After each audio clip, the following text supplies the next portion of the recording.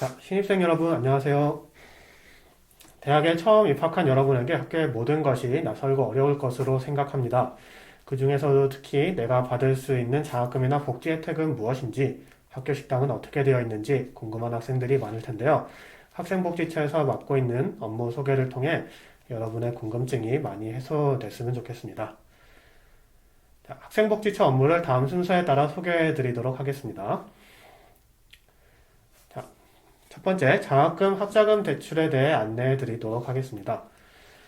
장학금은 크게 네 가지 유형으로 구분되며 매 학기 3,500여 명의 학생들이 장학금 수혜를 받고 있습니다. 학기별 재적 학생의 약 50%는 장학금을 받고 있다고 보시면 되겠습니다.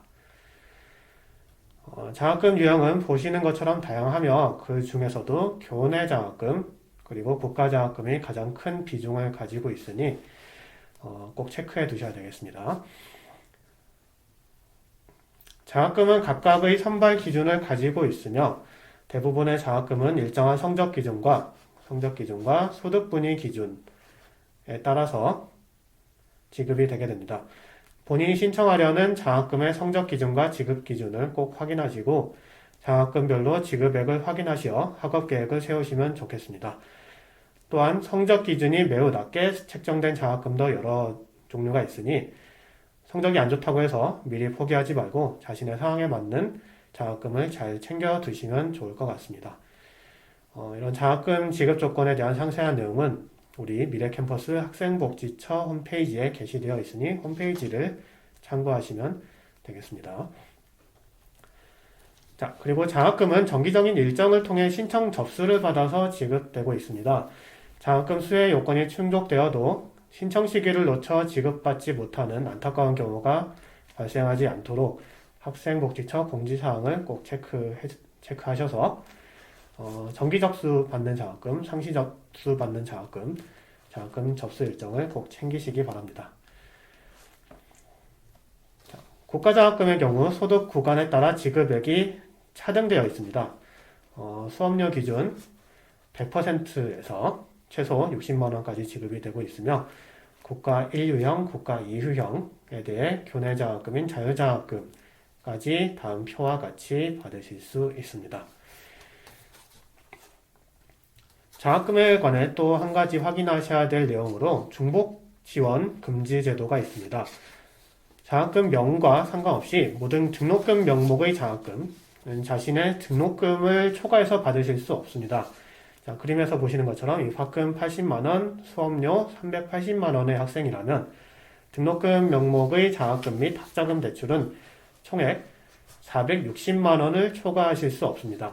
만약에 460만원의 등록금 명목의 장학금을 받은 상태에서 추가로 학자금 대출 160만원을 받게 된다면 중복 지원을 받은 것으로 처리됩니다. 이 중복 지원 상태에 있는 학생은 차후 국가장학금 및 학자금 대출 심사에서 탈락되며 반드시 중복 지원을 해소한 이후 장학금을 반납하거나 대출 상환을 하셔야 되겠죠. 중복 지원을 해소한 이후 재심사가 가능합니다. 자, 그리고 장학금을 지급받으실 때는 다음 순위에 따라 지급받게 됩니다. 여러 가지 장학금을 신청하시더라도 등록금을 초과하는 장학금은 중복 지원 불가 원칙에 따라 취소되게 됩니다.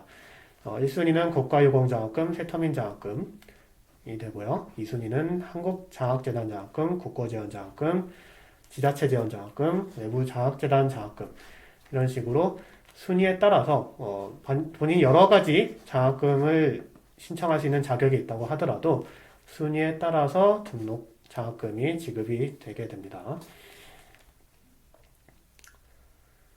자, 등록금 납부 이후에 교내에서 지급되는 장학금은 연세포탈 학사관리에 등록된 계좌번호를 통해서 지급을 해드릴 수 있습니다. 본인 계좌 정보가 등록되어 있지 않으면 학교에서 장학금을 지급하고 싶어도 지급할 수 없게 되기 때문에 원활한 장학금 지급을 통해서 반드시 아래의 방법으로 계좌 번호를 등록하여 주시기 바랍니다. 적금 계좌, 가상 계좌와 같이 특수한 계좌는 등록을 할 수 없게 되어 있으니까 반드시 일반 예금, 보통 예금 계좌를 등록을 해주시고 입력 시에는 하이픈을 제외한 숫자만 입력을 해주시면 되겠습니다. 장학금 수혜 내역은 마찬가지로 우리 연세 포탈에서 확인하실 수 있습니다. 계좌 지급, 감면 처리 등 지급 방법, 그리고 지급액, 지급 계좌, 지급 일자를 모두 이 화면에서 확인하실 수 있으니까요. 본인이 받은 장학금이 어떤 장학금이 있는지 확인을 하시면 되겠습니다. 자, 그리고 마지막으로 한국장학재단 학자금 대출을 설명을 해드리겠습니다. 한국장학재단에서는 취업 후 상환 학자금 대출, 그리고 일반 상환 학자금 대출, 농어촌 출신 대학생 학자금 대출 등 여러 가지 학자금 대출 시스템을 운영을 하고 있습니다. 본인 등록금, 자금적인 여유가 없다고 하더라도 취업 후 상환 학자금 대출을 통해서 졸업한 이후 취업을 했을 때 그때부터 상환을 하는 장학금, 학자금 대출을 받으실 수 있고요. 그리고 대출 금리는 시중금리보다 다소 낮은 금리로 운영을 하고 있으니까 장학금, 학자금 대출을 활용하셔서 본인의 등록금을 마련하실 수 있겠습니다. 그리고 학생복지처에서는 홈페이지를 운영하고 있습니다. 오늘 알려드린 내용 외에도 장학금과 관련된 중요한 공지사항은 모두 홈페이지에 게시되고 있으니까요. 자주 방문하셔서 장학금 관련 공지사항을 체크하여 주시기 바랍니다. 자, 그 다음으로 우리 학교에서는 학생들의 안전한 대학생활을 위해 학생 상해보험제도와 통학버스를 운영하고 있습니다. 모든 학부생 그리고 대학원생들은 캠퍼스 내 활동 중에 발생한 사고에 대해서 보상을 받으실 수 있습니다.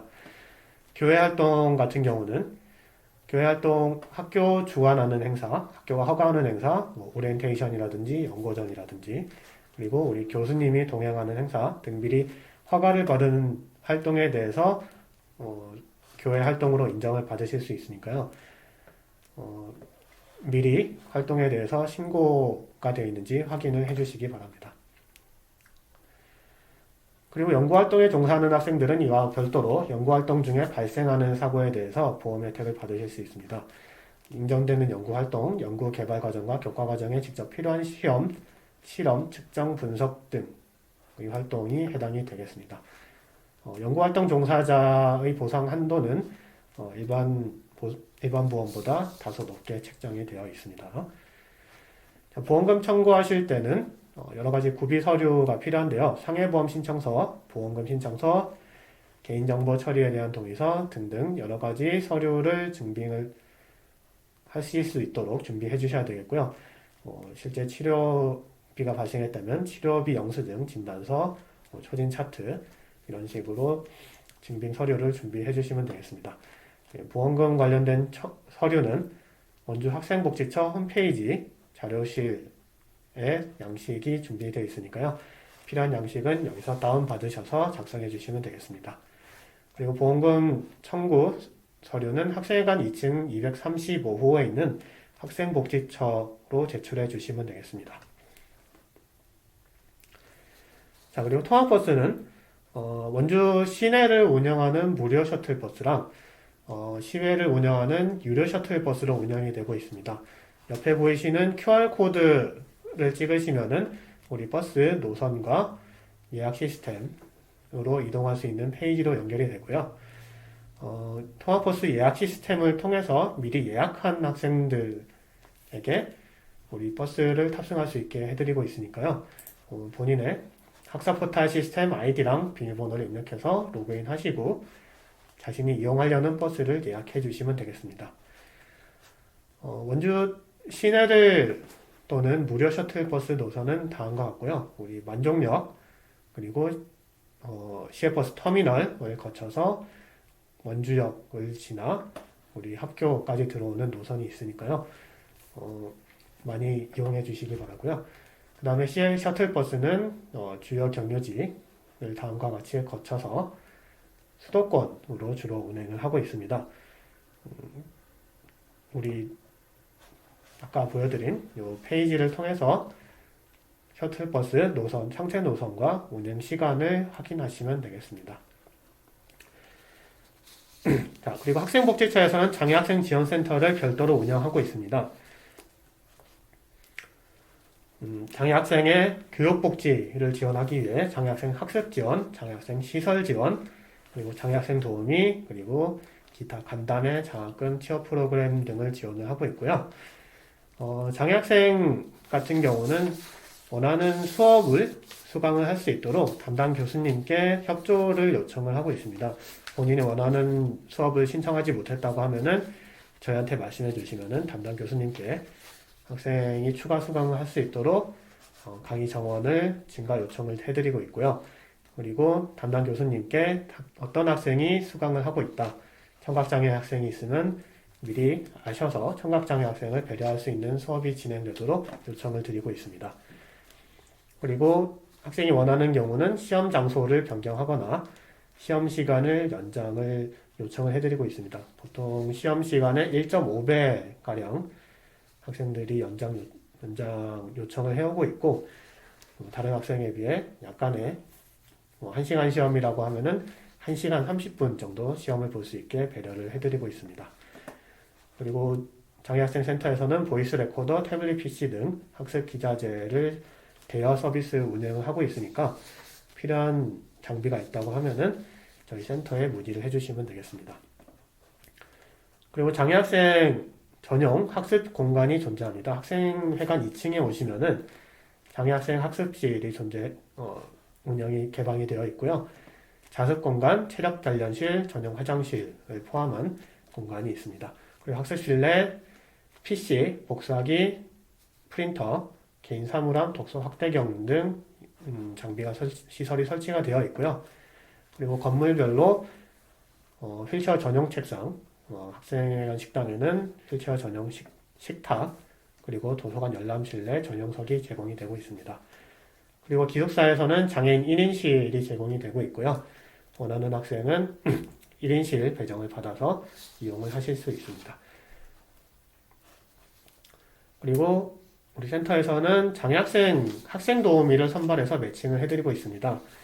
우리 도우미 학생들은 장애학생과 같은 수업을 수강하면서 수업에 필요한 필기를 지원해드리거나 강의를 대필하거나 이런 식으로 학생이 원하는 도움을 받을 수 있는 도우미를 수업별로 매칭을 해드리고 있고요.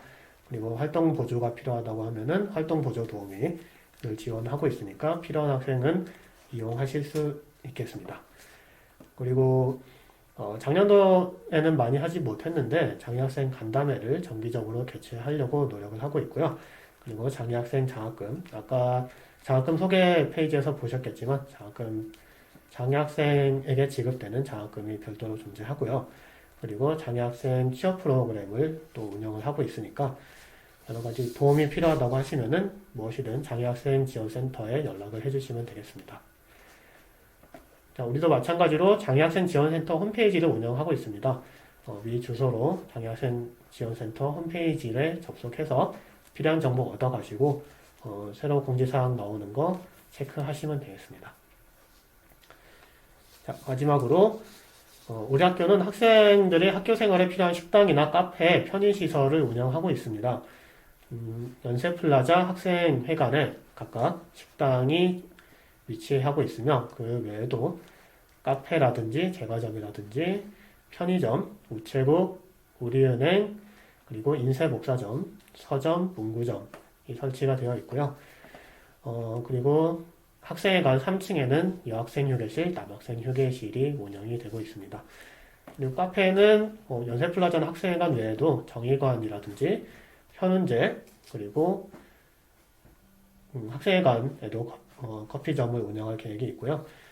필요한 시설의 위치를 미리 확인하시고 자기가 방문하려는 편의시설을 이용하시면 되겠습니다.